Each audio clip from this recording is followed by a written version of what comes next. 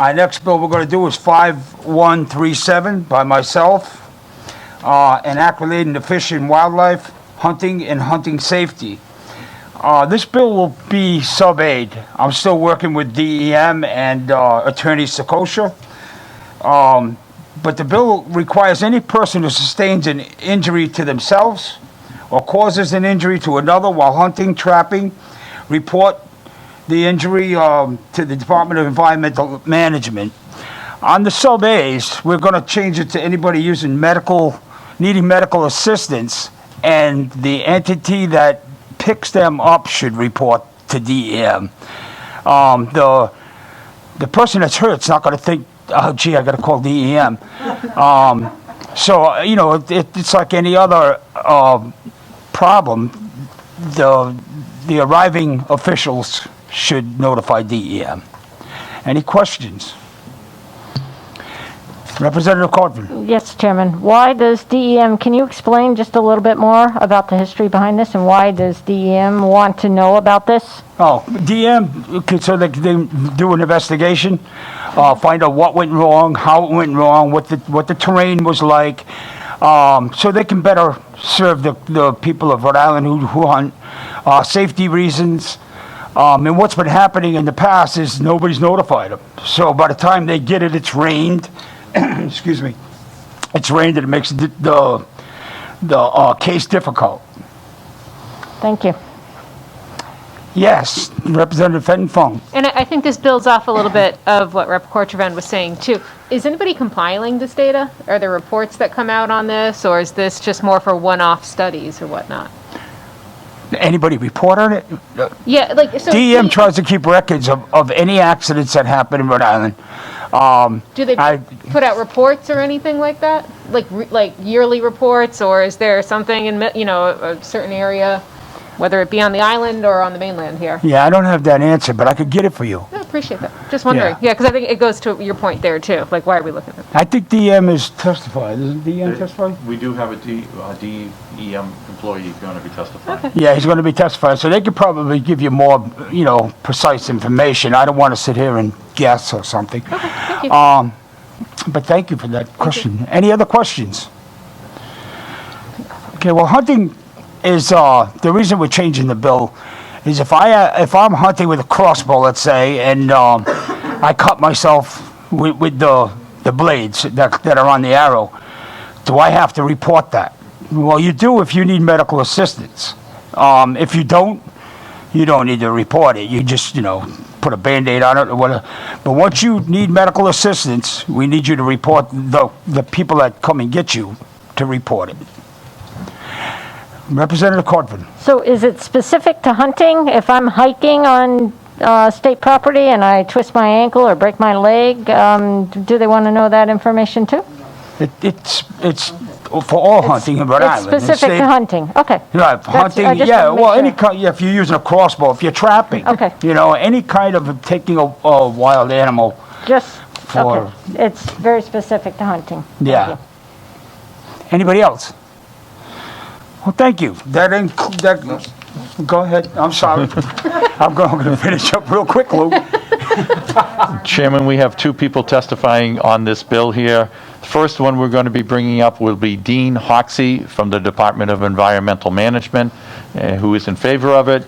And then the second one that's going to be testifying will be Frank Sakoshio from the Rhode Island Second Amendment, and he's in opposition of it.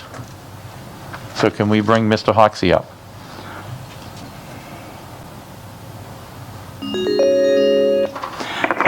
Director Hoxie. Yes. Hi, it's Dave Bennett, Representative Bennett from the Environmental and Natural Resource Committee. How are you doing? Rep Bennett, how are you, sir? I'm doing great, Chief. The floor is yours. So, Rep, as you know, over the last, I believe, 2+ years, we've been working on a bill to make it available to Division of Law Enforcement at DEM that upon a hunting accident with serious bodily injury, that we be notified in a timely manner, basically as quickly as the first responders can arrive. The current law under Article 20 requires notification within 72 hours. And as we've discussed, 3 days of time, whether if it was nefarious, there's some action that could be covered up. So what we're asking is that as soon as practical by the first responders, we be notified of a hunting accident. That is a serious accident where a hunter shoots themselves or another, falls out of a tree stand and causes a serious bodily injury, or something of a serious nature. The perfect example is in January of this year, we had a hunter shoot another hunter. That happened in the town of Richmond. Richmond police notified us. So neither was wearing orange. They had no written landowner permission. The shooter was shooting with buckshot, which is illegal in the state of Rhode Island. The person that was shot was carrying a weapon that was below the minimum standard of deer hunting. Everything they could do wrong, they did. That immediate notification allowed us to have our officers respond there. We had an officer go to Rhode Island Hospital with the victim and collect evidence there.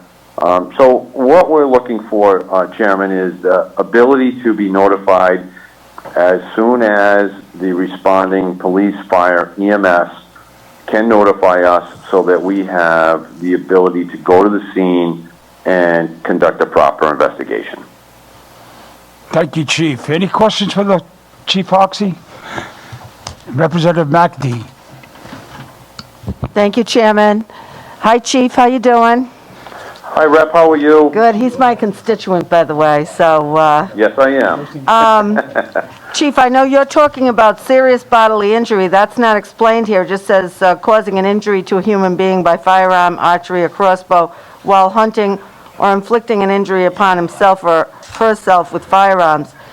It doesn't talk about serious injury, so I was wondering if you wanted that amended, or if I know we went through this before about, in other years, about do you have to call if you just fell out of the tree and you got bruised, but you're fine, you know, I don't know. So, yes, to address that, we're looking to be notified.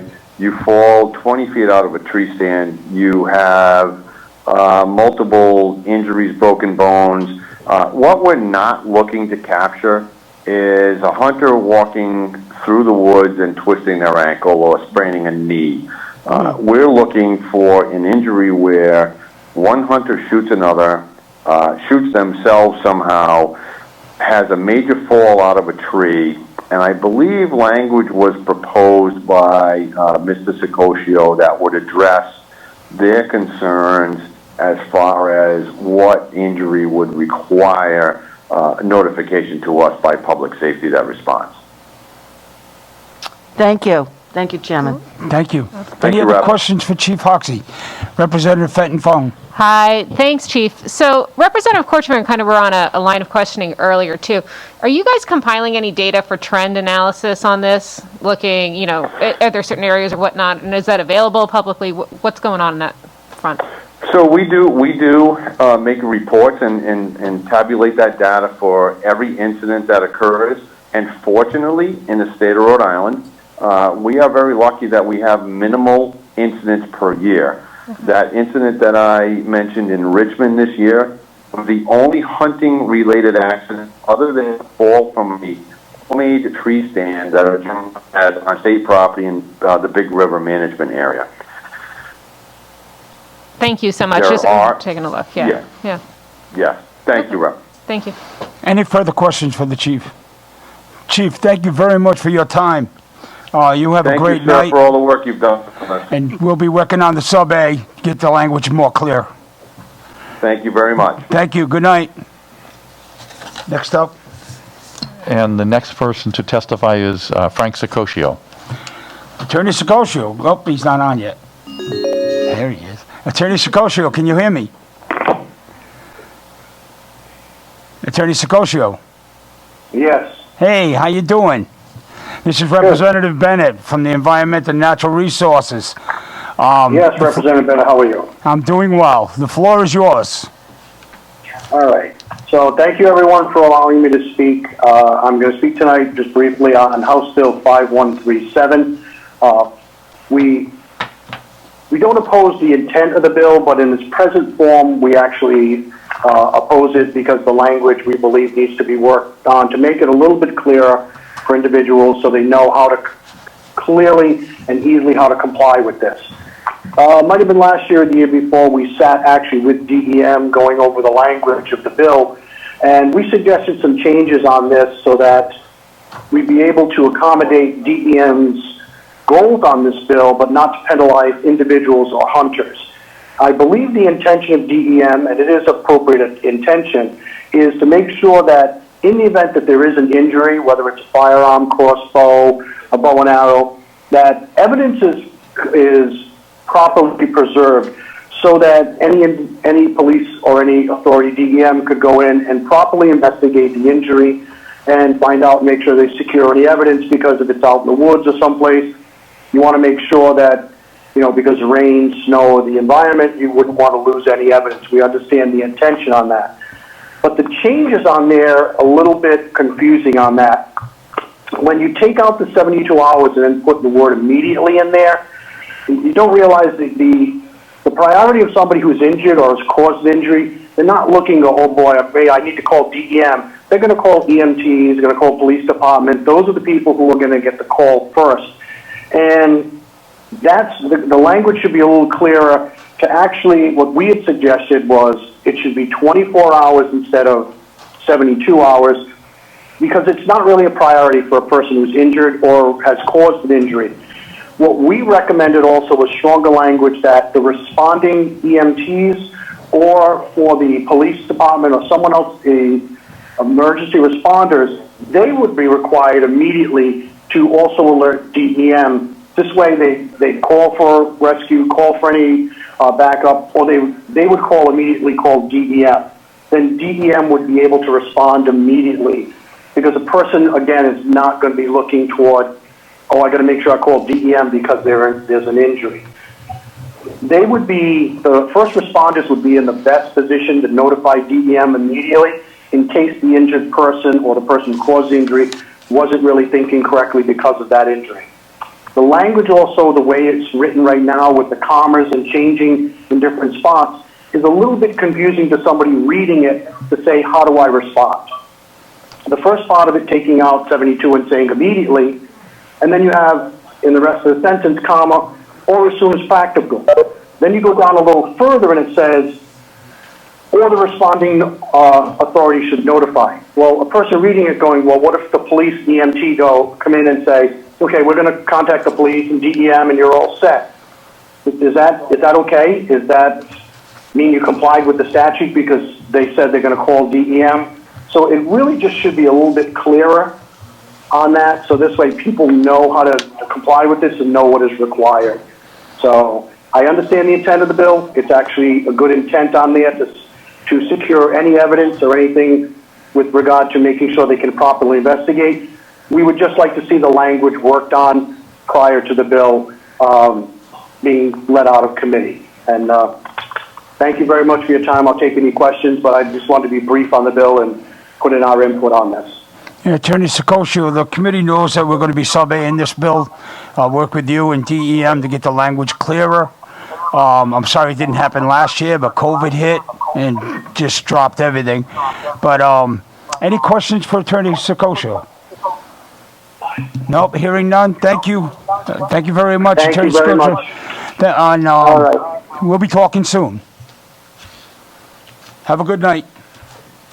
Well, any comments?